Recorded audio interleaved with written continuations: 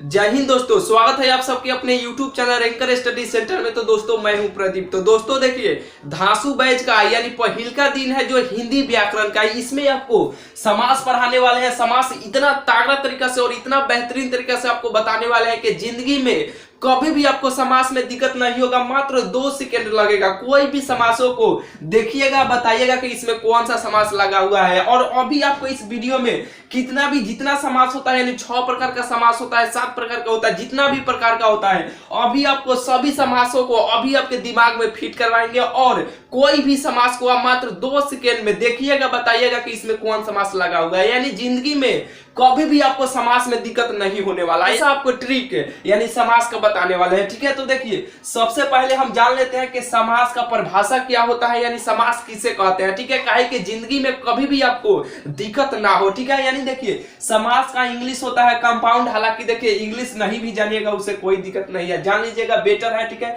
समास का इंग्लिश होता है कंपाउंड। ठीक है, तो चलिए सबसे पहले परिभाषा, यानी परिभाषा कैसे इसको हमेशा जिंदगी भर के लिए याद रहेगा। देखिए उसके लिए यहाँ पे 2-4 गो अक्षर यहाँ पे शब्द लिखे हुए हैं। ठीक है, इसी शब्द से हम समास का परिभाषा बनाएंगे। कैसे बनाएंगे देखिए, जैसे कि देखिए यहाँ पे 2 गो शब्द आपको लौक रहा है, बिल्कुल लौक रहा है। ठीक है, यहाँ पे 2 गो है, यहाँ पे 3 गो है, फिर यहाँ पे 3 गो है, यहाँ पे 2 गो है, यानी ये सब मिलकर एक यहाँ पे कुछ शब्द बन रहा है ना, इसी से हम परिभाषा याद रखेंगे। कैसे, तो देखिए यहाँ पे देखिए ये 2 अक्षर का है, यानी ये 2 शब्द का है, या 2 से अधिक शब्द का है। ठीक है कि नहीं, यानी 2 या 2 से अधिक, ये सभी शब्दों को मिलने से, नहीं बुझाया, फिर से देखिए 2 या 2 से अधिक, यानी 2 अक्षर का है या 3 अक्षर का है, यानी 2 या 2 से अधिक, ये सब शब्द है कि नहीं, यानी शब्दों के मिलने से जो यहाँ पे नया शब्द बनता है ना, उसी को हम समास कहते हैं। यानी किसे कहते हैं, यानी उसी को हम समास कहते हैं। परिभाषा बुझाया कि नहीं, नहीं बुझाया। फिर देखिए यहाँ पे, देखिए यहाँ पे 2 अक्षर का है, यहाँ पे 3 अक्षर का है, यानी 2 या 2 से अधिक। यहाँ पे देखिए 2 या 2 से अधिक, ये देखिए यहाँ पे 2 अक्षर का है, ये 3 अक्षर का है कि नहीं, बिल्कुल है। तो 2 या 3, ठीक है, या 2 या 3, यानी शब्दों के मिलने से, अपना भाषा में बनाइए, यानी 2 या 2 से अधिक शब्दों के मिलने से, या 2 या 2 से अधिक, ठीक है, या 2 या 2 से अधिक ये शब्दों के मिलने से जो नया शब्द बनता है ना, उसी को हम समास कहते हैं। बिल्कुल आपको बुझा गया होगा, हमेशा परमानेंट के लिए आपको ये परिभाषा याद हो गया होगा। नहीं हुआ है, बिल्कुल हो गया है। देखिए यानी 2 या 2 से अधिक ये शब्दों के मिलने से जो नया शब्द बनता है, उसी को हम समास कहते हैं। आप अपने से कॉपी निकालिए, कॉपी में लिख लीजिए कि 2 या 2 से अधिक, ये उदाहरण भी आप लिख लीजिए कि 2 या 2 से अधिक ये शब्दों के मिलने से जो नया शब्द यहाँ पे बनता है, उसी को हम समास कहते हैं। अपने से आप परिभाषा लिख लीजिए, हालांकि आपको याद हो गया होगा। ठीक है, इतना तो ये क्लियर हो गया समास किसे कहते हैं। समास का इंग्लिश कंपाउंड होता है, ये बिल्कुल आपको क्लियर हो गया। समास का परिभाषा भी आपको क्लियर हो गया, जिंदगी में आप कभी भी भूल नहीं पाइएगा। ठीक है, अब आता है देखिए समास विग्रह, यानी समास विग्रह किसे कहते हैं। हालांकि देखिए समास विग्रह का मतलब होता है, जैसे कि देखिए ये कलम हुआ, ठीक है, ये कलम हुआ, तो ये कलम को हम देखिए ऐसे इसे खोल देते हैं, जैसे कि ये खोल दिए ना, और फिर इसको जोड़ेंगे तो ये कलम के रूप में आ जाएगा, यानी सबको खोल दिए ना, इसी को हम समास विग्रह कहते हैं। यानी कोई भी शब्द होगा, यानी जो भी शब्द होगा उसको पूरा खोल देंगे, यानी पूरा टुकड़ा टुकड़ा में कर देंगे। जैसे कि ये कलम है, इस कलम को हम पूरा टुकड़ा टुकड़ा में कर दिया ना, यहाँ पे इसका ये हो गया, ये रिफिल हो गया, ये ढक्कन हो गया, देखिए पूरा अलग अलग हम कर दिए ना। तो उसी तरह समास विग्रह में क्या होता है कि कोई भी पद होगा, यानी जो भी पद होगा, यानी कोई भी शब्द होगा, उसको सीधा अलग अलग कर देंगे, उसी को हम समास विग्रह कहते हैं। नहीं बुझे है समास विग्रह, तो देखिए जैसे कि देखिए यहाँ पे हम लिखते हैं कलम, यहाँ पे हम लिखते हैं कलम, तो कलम यहाँ पे लिख दिए, तो कलम को हम इस तरह, जैसे कि समास विग्रह में क्या होता है, सभी पदों को अलग कर देना। जैसे कि देखिए यहाँ पे हम को ऐसे लिख देते हैं, फिर इसको प्लस के देके यहाँ पे ल दे देते हैं। ठीक है, यहाँ पे हम ल लिख लेते हैं, ठीक है, और फिर यहाँ पे प्लस देके यहाँ पे म लिख लेते हैं। यानी देखिए समास विग्रह का मतलब होता है कि कोई भी पद रहेगा, उसको सीधा सीधी अलग अलग छटका देंगे या इसको अलग कर देंगे। ठीक है, उसी को समास विग्रह कहते हैं। ठीक है, यानी उसमें इसमें प्रयोग होगा कि समास विग्रह करने के लिए, यानी जो भी शब्द रहेगा उसको सीधा सीधी अलग अलग कर देंगे, उसी को हम विग्रह कहेंगे। बिल्कुल आपको बुझा गया होगा, इतना चीज आपको बुझा गया कि समास विग्रह भी किसे कहते हैं, बिल्कुल आपको बुझा गया होगा। अब देखिए यहां से सवाल उठता है, ठीक है। यहाँ से आपके बोर्ड एग्जाम में क्वेश्चन बनता है कि समास कितने प्रकार का होता है। तो भाई समास 6 प्रकार का होता है। कितने प्रकार का होता है? समास 6 प्रकार का होता है, यानी 7 प्रकार का पहले होता था, यानी एक को हटाकर अब 6 को कर दिया गया है। देखिए जब भी आप एग्जाम दीजिएगा तो वहां पे देखिए, वहां पे रहेगा कि समास कितने प्रकार का होता है, तो 6 टिक कीजिएगा। वहां पे देखिए 6 भी रहेगा, 7 भी रहेगा, 5 भी रहेगा, 4 भी रहेगा, 4 को ऑप्शन रहेगा, ठीक है। तो समास कितने प्रकार का होता है, तो आपको ये 7 टिक नहीं करना है, ठीक है, बिल्कुल गलत हो जाएगा। ये समास कितने प्रकार का होता है? 6 प्रकार का होता है। हालांकि पहले होता था उसको 7 को होता था, ठीक है, 1 को हटाकर 6 को कर दिया गया, यानी समास कितने प्रकार का होता है? समास 6 प्रकार का होता है। हमेशा आप याद रखिएगा समास कितने प्रकार का होता है, तो समास 6 प्रकार का होता है, ठीक है। कौन कौन होता है देखिए, ये 6 का नाम यहाँ पे लिखा गया है, ठीक है, यहाँ पे लिखे हुए हैं, ठीक है। और देखिए 7वां समास जो ये होता है, ठीक है, ये भी आपको बोर्ड एग्जाम में पूछा जाता है कभी कभी, यानी उठा के पूछ देता है कि इसमें कौन सा समास लगा हुआ है। उसके लिए भी आपको ट्रिक बताएंगे घबराने का कोई दिक्कत नहीं। मात्र ये कोई भी समासों को पहचानने के लिए 2 सेकेंड से ज्यादा नहीं लगेगा। 2 सेकेंड में देखिएगा, आप बताइएगा कि इसमें कौन सा समास लगा हुआ है, ठीक है। तो देखिए समास कितने प्रकार का होता है, तो समास 6 प्रकार का होता है। कौन कौन होता है? एक होता है अविभाव समास, दूसरा का होता है कर्मधारय समास, तीसरा का होता है द्वंद्व समास, चौथा होता है द्विगु समास, पांचवा होता है बहुप्रिय समास और छठा होता है तत्पुरुष समास, ठीक है। ये समास कितने प्रकार का होता है, तो समास 6 प्रकार का होता है, ठीक है। और चलिए इसका ये सवाल उठता है कि ये सब का परिभाषा हम कैसे याद रखेंगे। इस सब के 9वें में सब का परिभाषा छुपा हुआ है, इस सब के 9वें में भी इसका ट्रिक छुपा हुआ है, ठीक है। कैसे? तो देखिए यहाँ पे देखिए अविभाव समास कॉपी के लिए जिस तरह बता रहे हैं उस तरह परिभाषा लिखते चलिए। हालांकि देखिए यहाँ पे इसको मिटाकर हम परिभाषा भी लिखेंगे तो समय ज्यादा देरी का वीडियो हो सकता है। अभी आपको समझा दे रहे हैं, समझ लीजिए, अपने से आप कॉपी में सब का परिभाषा लिखिए और सबको पहचानने के लिए ट्रिक भी आपको अभी बताने वाले हैं, ठीक है। हालांकि देखिए इसका परिभाषा अविभाव समास का परिभाषा आप जिंदगी भर के लिए हमेशा के लिए कैसे याद रखिएगा। देखिए यहाँ पे अबियु, यहाँ पे देखिए अबियु यहाँ पे दिखा रहा अ आधा ब या इसको हटा दीजिए अबय, ठीक है, अबय यहाँ पे लोग रहा है ना। तो देखिए अपने से परिभाषा लिखिएगा, जी समास का पहला पद अव्यय हो, यानी अबियु हो या अव्यय हो, ठीक है।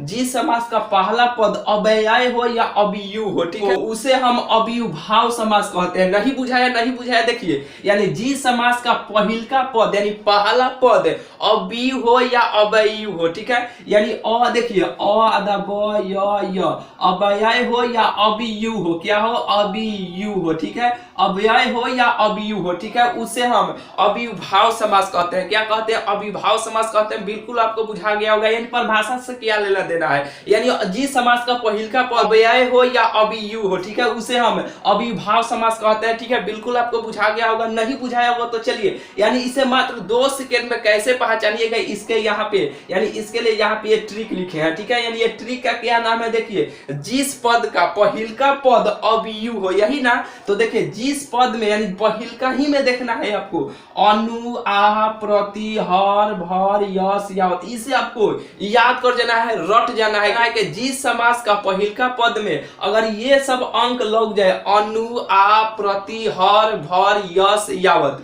अनु आ प्रति हर भर यस यावत, ठीक है, यानी अगर ये सब पहले लग जाए उसे हम अविभाव समास कहेंगे। कैसे? तो देखिए मान लीजिए कि यहाँ पे बोर्ड एग्जाम में पूछा गया कि प्रति दिन में बताइए कौन सा समास लगा हुआ है, यानी प्रतिदिन में कौन सा समास लगा हुआ है, तो पहिलका ही अंक आपको देखना है। जी समास का पहिलका पद अबियु हो उसे हम अविभाव समास कहते हैं, यानी पहिलका ही पद, इसमें से ये जो 7 को यहाँ पे लिखा गया है ना, ये 7 गो में से यानी कोई ना देख सकते 7 गो में से, जैसे कि देखिए इसी में से अविभाव समास देगा तो इसी में से कोई ना कोई एक पद पहले लगा होगा, ठीक है, उसे आप आराम से पहचान लीजिएगा कि इसमें अविभाव समास लगा हुआ है। यानी प्रतिदिन में पूछा जाएगा कि कौन सा समास लगा हुआ है, कि अविभाव समास लगा हुआ है, ठीक है। बिल्कुल आपको ये बुझा गया, इसमें से कोई ना कोई एक यहाँ पे लगा होगा, ठीक है, इसमें से कोई ना कोई एक होगा। जैसे कि देखिए यहाँ पे देखिए अगर हर यहाँ पे देखिए हर भर यहाँ पे दे दिया जाए, यानी हर। अब हर में पूछा जाए कि कौन सा समास लगा हुआ है, तो यहाँ पे देखिए पहले आपको देखना है इसमें से ये सातों को याद कर जाना है कि अनु आ, प्रति, हर, भर, यश, यावत, अगर ये सब लगा रहेगा तो अव्ययभाव समास रहेगा। ठीक है, तो यहाँ पे हर यहाँ पे आ गया तो सीधा आप टिक कीजिएगा कि अव्ययभाव समास है। कौन सा समास है?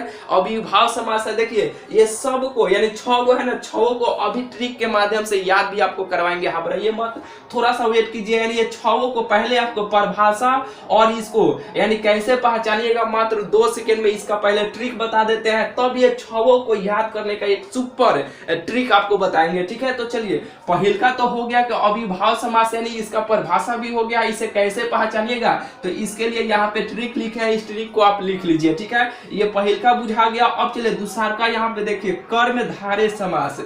कर्मधारय समास यानी जिस पद का यानी जोन भी पद होगा उसको विग्रह कीजिएगा ना। नहीं, विग्रह का मतलब क्या? जैसे कि देखिए विग्रह का मतलब क्या, यानी कोई भी पद होगा उसको लेकर ऐसे तुरिए करें, जैसे कि यहाँ पे तुरे हैं, विग्रह के मतलब भी आपको समझाया। ठीक है, यानी विग्रह का मतलब होता है कि कोई भी पद रहेगा उसको छटका देंगे, यानी उसको अलग अलग कर देंगे, उसी को हम लोग विग्रह कहते हैं। ठीक है, तो कर्मधारय में देखिए जिस समास का पहिल का ही पद है यानी इसको विग्रह कीजिए, खंड खंड कीजिए। तो लाल है जो मणि, या लाल है जो मणि आ रहा है कि नहीं, लाल मणि, तो लाल है जो मणि, महादेव, महान है जो देव, महान है जो देव, यहाँ पे है जो आ जा रहा है कि नहीं, इसको हम कर्मधारय समास कहेंगे। क्या कहेंगे? इसको हम कर्मधारय समास कहेंगे, यानी इसको हम तोड़ लेंगे, यानी उसको हम विग्रह कर लेंगे। आप विग्रह कर लीजिएगा, विग्रह करने के बाद उसके बीच में अगर है जो आ जाएगा वो कौन सा समास होगा? कर्मधारय समास होगा। हालांकि देखिए ये थोड़ा मोड़ा आपको दिक्कत कर रहा होगा कि हाय जो विग्रह करने पर अगर किसी को नहीं आएगा तो करेंगे क्या। देखिए इस सब के देखिए 4 गुना ऑप्शन रहता है, तो अगर ये तो फिक्स हो गया कि इसी में से कोई ना कोई एक देगा, अगर इसमें से कोई देगा तो वो अव्ययभाव समास हो जाएगा। कर्मधारय समास के भी बीच में हाय जो आ जाएगा उससे हम कर्मधारय समास कहेंगे। लेकिन फिर भी आपको दिक्कत हो रहा है तो देखिए अब आइए इसे द्वंद्व समास, यानी द्वंद्व समास के मतलब क्या होता है? द्वंद्व, जिस समास का दोनों पद प्रधान होते हैं। परिभाषा लिखिए कि जिस शब्द का यानी जिस पद का या जिस शब्द का, दोनों भी लिख सकते हैं चलेगा, यानी जिस पद का दोनों पद प्रधान होते हैं, यानी दोनों पद के मतलब जैसे कि देखिए माता हो गए, पिता हो गए, यानी माता भी कोई भी आप झगड़ा कीजिएगा, कहीं पर कुछ भी कीजिएगा तो कोई भी आके लेके आएगा, कहेगा कि आपका बेटा ये आम तोड़ रहा था, ये कर रहा था, यानी माता से भी कह सकता है, आपके पिता से भी आपके कह सकता है, यानी दोनों पद प्रधान होते हैं, उसी को हम क्या कहते हैं? उसी को हम द्वंद्व समास कहते हैं। कौन कहते हैं? उसी को हम द्वंद्व समास कहते हैं। लेकिन द्वंद्व समास का परिभाषा आपको नहीं बुझाया कि जिस शब्द का या जिस पद का दोनों पद प्रधान होते हैं उसी को हम द्वंद्व समास कहते हैं। पहचानने के लिए इसके बीचवा में यानी जो भी द्वंद्व समास रहेगा उसके बीच में हाइफन इसे बोलते हैं, इसे जो माइनस होता है ना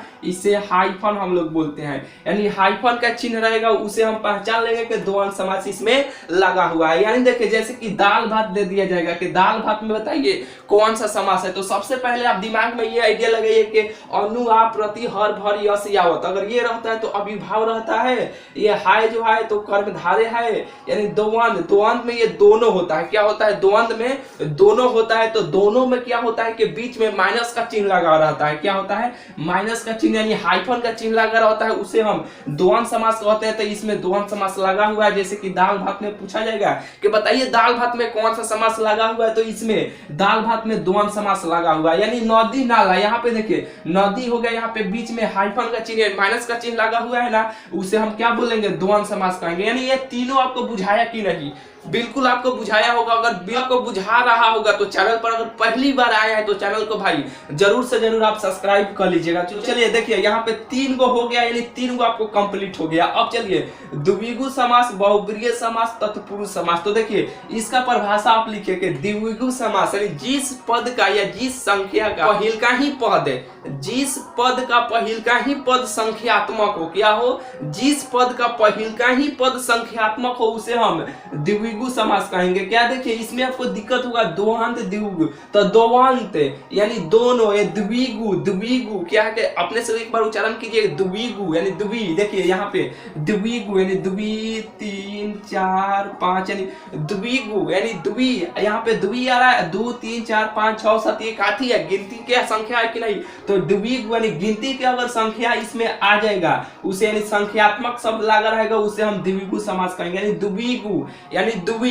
क्या है कि द्वि, द्वि 3 4 5 6 7 8 9 10 ये सब काथी है, ये सब संख्या है यानी गिनती के संख्या है। तो गिनती के संख्या को ये भी आप लिख सकते हैं कि गिनती के संख्या को हम द्विगु समास कहते हैं। क्या कहते हैं, गिनती को संख्या को हम द्विगु समास कहते हैं, या जिस शब्द में संख्यात्मक शब्द लगा हो उसे हम द्विगु समास कहते हैं। नहीं बुझाया? बिल्कुल आपको बुझाया होगा, ना बुझाने का इसमें कोई चांस नहीं है। चलिए यहाँ पे द्विगु समास यानी उदाहरण देखिए, यानी द्वि क्या कि द्वि 3 4 5, इसको उच्चारण अपने से एक बार देखिए, इसमें जितना दिया गया है ना एक बार अपने से उच्चारण कीजिए, 1 या 2 या 3 बार उच्चारण कीजिए, बिल्कुल आपको ये सब स्पष्ट हो जाएगा, बिल्कुल आपको बुझाने लगा कि ये क्या है वो क्या है। ठीक है, द्वि यानी द्वि 3 4 5 6 7 8 9 10, ठीक है, ये सब गिनती के संख्या है। तो गिनती के संख्या यहाँ पे जो भी संख्या रहेगा ना वो पहिलका ही पद में या गिनती के संख्या लगा होगा उसे हम द्विगु समास कहेंगे। क्या कहेंगे, उसे हम द्विगु समास कहेंगे। जैसे कि देखिए यहाँ पे चौराहा,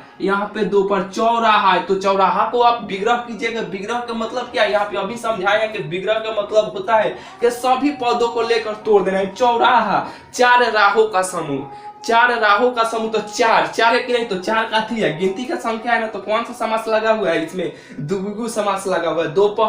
दोपहर का समय यानी दोपहर का समय यानी 2 आ गया, तो ये 2 काथी है, गिनती के संख्या है ना, तो गिनती के संख्या है, तो ये कौन सा समास हुआ, द्विगु समास हुआ। बिल्कुल आपको बुझा गया होगा। तो चले यहाँ पे 4 गो समास आपको बिल्कुल क्लियर हो गया कि द्विभाव समास में अगर ये शब्द लगा रहेगा, अनु, आ, प्रति, हर, भर, यश, यावत, ठीक है, अगर ये शब्द लगा रहेगा तो अविभाव समास हो जाएगा। कर्मधारय समास में हाय जो रहेगा उसके बीच में विग्रह करेंगे यानी तुरेंगे, तो उसमें कर्मधारय समास हो जाएगा द्वंद्व यानी दोनों प्रधान होगा। अगर नहीं बुझा रहा तो बीच में हाइफन का चिन्ह यानी माइनस का चिन्ह ऐसे लगा रहेगा, ठीक है, उसे हम द्वंद्व समास कहेंगे यानी द्विगु समास। द्वि 3 4 द्वि, अगर इसमें संख्या आ रहा है तो इसमें संख्या का चिन्ह लगा रहेगा उसे हम यानी द्विगु समास कहेंगे। बिल्कुल आपको बुझा गया होगा। अब चलिए बहुब्रीहि समास तत्पुरुष समास जानिए बहुब्रीहि समास किसे कहेंगे। देखिए बहुब्रीहि समास के लिए कहानी आपको सुनाते हैं, इसके परिभाषा के लिए बिल्कुल ये सब आपको बुझाएगा कि इसको बहुब्रीहि समास क्या किसे कहते हैं। देखिए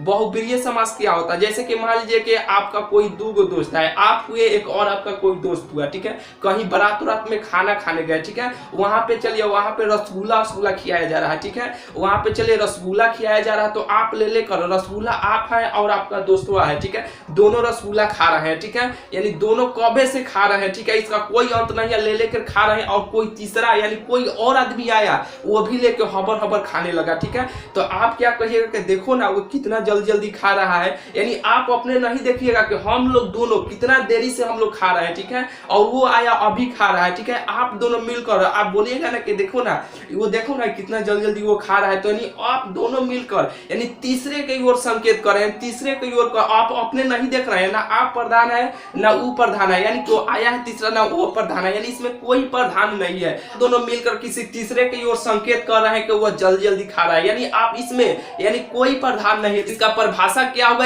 इसी से रिलेटेड परिभाषा होगा, ना प्रधान हुए ना आपका कोई दोस्त प्रधान हुआ ना कोई जो जल्दी खा रहा है ना वो प्रधान हुआ। तो इसका परिभाषा आप कैसे याद रखिएगा कि जिस समास पद का या जिस पद का यानी कोई पद प्रधान नहीं होता है। देखिए जैसे कि आप दूसरे के बारात में या कहीं पर भी खाने गए हैं तो आप दोनों कोई थोड़े प्रधान है, उसका जो खिलाने वाला है वो ना मेन है, तो ये आप दोनों मिलकर केवल अपने में आप चर्चा करते हैं कि वो ज्यादा खाएगा वो है ये, यानी इसमें से यानी 2 व्यक्ति मिलकर किसी तीसरे की ओर संकेत करेगा, जैसे कि आप हुए, ठीक है, और आपका दोस्त हुआ, आप दोनों मिलकर किसी तीसरे की ओर संकेत कर रहे हैं कि नहीं, यानी 2 पदों इसमें मिलेगा, जिससे जिस पद में कोई पद प्रधान नहीं होता, क्या होता है, जिस पद में कोई पद प्रधान नहीं होता है, यानी दो पद मिलकर किसी तीसरे के ओर संकेत करते हैं, उसी को हम बहुब्रीहि समास कहते हैं। नहीं बुझाया?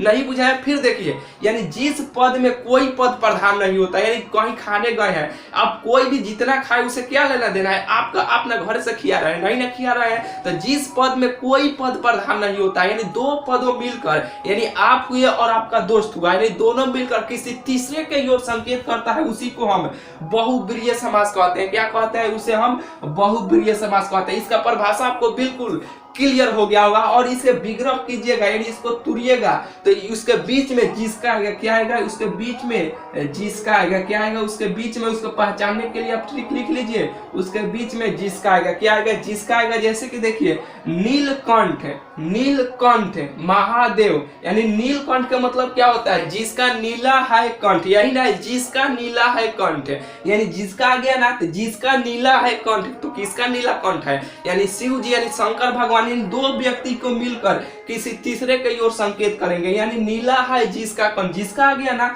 अगर जिसका जैसे कि विग्रह कीजिएगा और जिसका आ जाएगा वह बहुब्रीहि समास हो जाएगा। और नहीं तो ये यहाँ पे सीधा सीधी तो बुझा जा रहा है कि यहाँ पे किसी तीसरे व्यक्ति की ओर यहाँ पे बात किया जा रहा है कि नीलकंठ, तो नीला है जिसका कंठ, ठीक है। और यहाँ पे देखिए महादेव, यहाँ पर भी आपको ध्यान दीजिए, यहाँ पर भी उदाहरण दिया कि महादेव, महान है जो देव, यहाँ पे है जो आ गया ना, यहाँ पर भी महादेव था, यहाँ पर भी महादेव, यहाँ पे कंफ्यूजन आपको होता है, यहाँ पे महान है जो देव और यहाँ पर भी है महान है जो देव, यानी देखिए यहाँ पे देखिए किसी तीसरे व्यक्ति की ओर संकेत किया जा रहा है कि नहीं। तो ये जब गलत हो गया, ये भी सही, गलत हो गया, ये इसमें कौन सही है आप बताइए। देखिए यहाँ पे देखिए, जब भी ऑप्शन में दिया जाएगा ना, तो अगर महादेव, अगर देखिए कर्मधारय का यहाँ पे क्वेश्चन दिया जाएगा, तो इसमें से कोई ऑप्शन रहेगा, ठीक है, ये कर्मधारय नहीं रहेगा। क्या रहेगा?